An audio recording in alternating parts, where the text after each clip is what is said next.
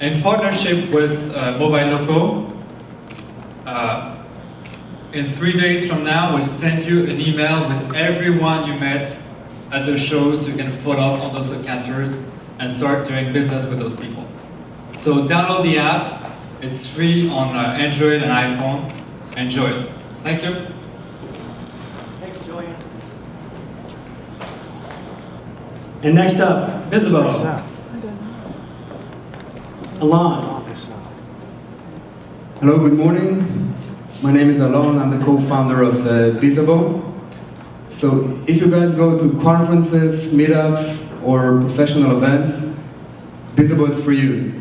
Bizzabo is a multi-event networking app that was already used in more than 1,000 conferences in the past 6 months all over the world. We just opened our US office, and we're here to move us forward from the era of using just name tags. Not only to discover, but also to connect with them. I invite you to download Bizzabo, join the Mobile Loco community, and just send one message to someone that you don't already know. Besides the networking, you can also enjoy the agenda, to follow the speakers and the tweets, and in a nutshell, to maximize your event experience. So it's available for iOS and Android. It's called Bizzabo, B-I-Z-Z-A-B-O. We'd really love to hear your feedback. We're right here outside. Enjoy the conference, and thank you very much. Thanks, Alon. And finally, Transcribe Me, thank you very much for being a partner. And it was kind of funny, I was practicing earlier, and I was talking to the audience of 3 out here, and they were basically saying, Transcribe Me does all the transcription for the event, so you can put down your pencils and paper. And I was like, pencils and paper? So I just, obviously aged myself. So you can essentially, you don't have to use your keyboard and try to go ahead and follow every move. You can actually get the transcription live 24 hours after the show. So please keep that in mind. Transcribe Me will be around, and know that that is available. And this is the official hashtag, #MobileLoco. And with that, I'm going to go ahead and bring out our first guest, Mark Prelo. Oh, the live stream.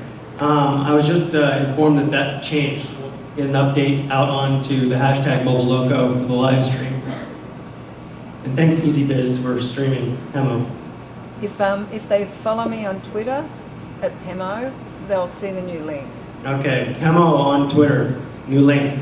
Sorry So, about that. the mobile location revolution. Mark Prelo, come on out. Good, thanks, Mark.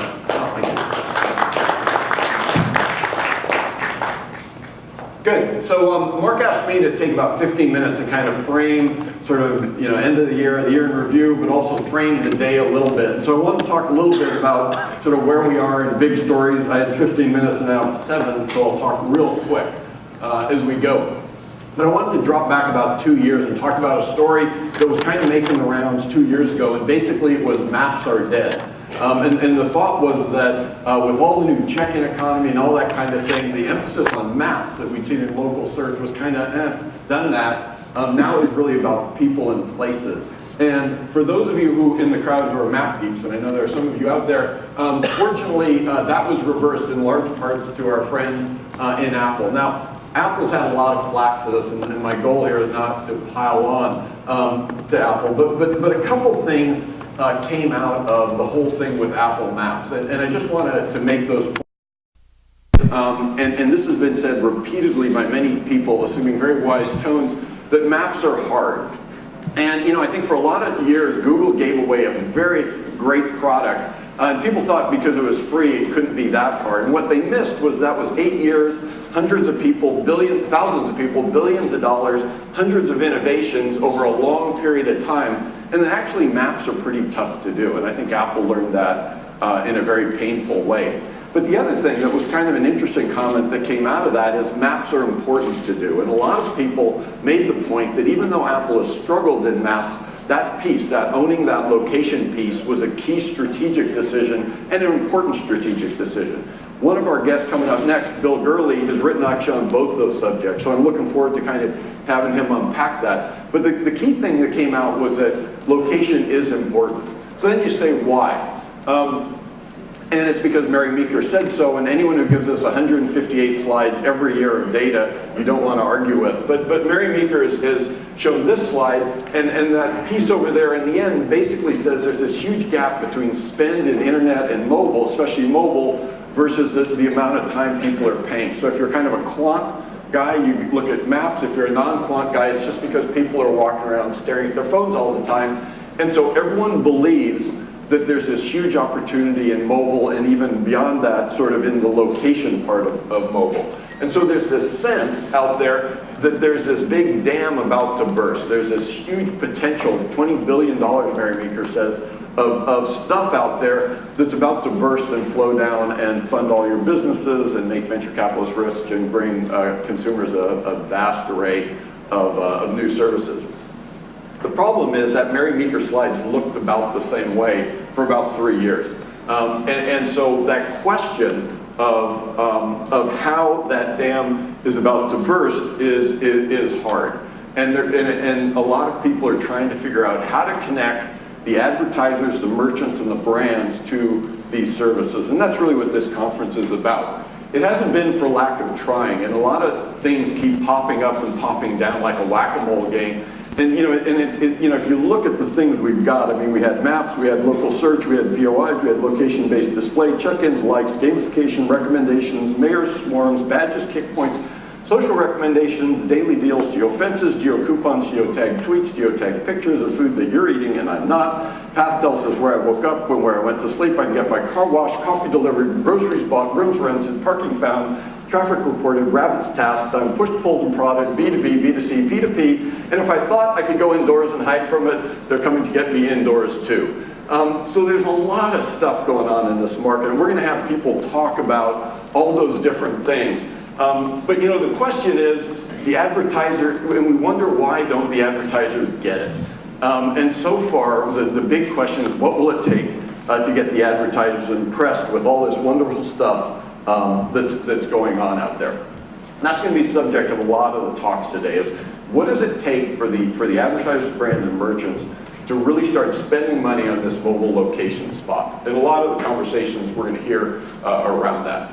The other piece, and that's a challenge for a lot of people, is if you build something and it is creative and the advertisers do get impressed, how do you keep from being a feature in the next platform? How do you become a real company versus being the next feature that someone's going to roll out? And the impact of these big platforms out there has been one of the other common trends.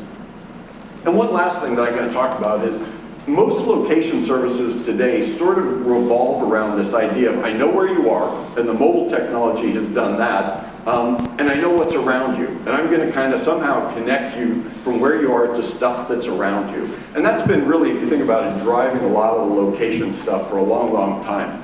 The big thing, and it started to happen this year, and I think is going to be a bigger theme as we go into to next year, is the question of context.